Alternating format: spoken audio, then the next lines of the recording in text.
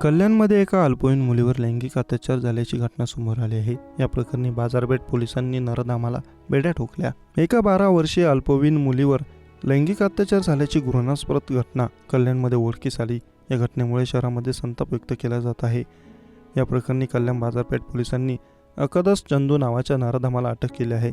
धक्कादायक बाब म्हणजे अकदसने वर्षभरापूर्वी देखील एका अल्पवयीन मुलीसोबत असाच प्रकार केला होता। या नराधमाविरोधात कठोर कारवाई करण्याची मागणी केली जात आहे। घटनेमुळे नागरिकांमध्ये भीतीचं वातावरण निर्माण झालं। कल्याणमध्ये राहणारी एक 12 वर्षीय अल्पवयीन मुलगी रात्री 7:30 वाजण्याच्या सुमारास दुकानात केक घेण्याकरता गेली होती। तिला तहान लागली म्हणून ती मुलगी जवळच पाणी पिण्यासाठी गेली। तेवढ्यात तिच्या पाठीमागून एक व्यक्ती आला। त्याने त्या मुलीचे तोंड दाबले, तिला जबरदस्तीने एका ठिकाणी घेऊन गेला। त्याने या मुलीसोबत अतिप्रसंग करायला सुरुवात केली। या प्रकारामुळे घाबरलेल्या पीडित मुलीने आरडाओरड सुरू केली। त्यामुळे नराधमाने तिथून पळ काढला। त्यानंतर मुलीने देखील तिथून पळ काढत घर गाठले। अकदस चंदू असं या नराधमाचं नाव आहे। पीडित मुलीच्या कुटुंबियांनी या प्रकरणी कल्याण बाजारपेठ पोलीस ठाण्यात तक्रार नोंदवली आहे। या तक्रारीनुसार पोलिसांनी तत्काळ गुन्हा दाखल केला। तसंच अकदस चंदू या आरोपीला बेड्या ठोकल्या।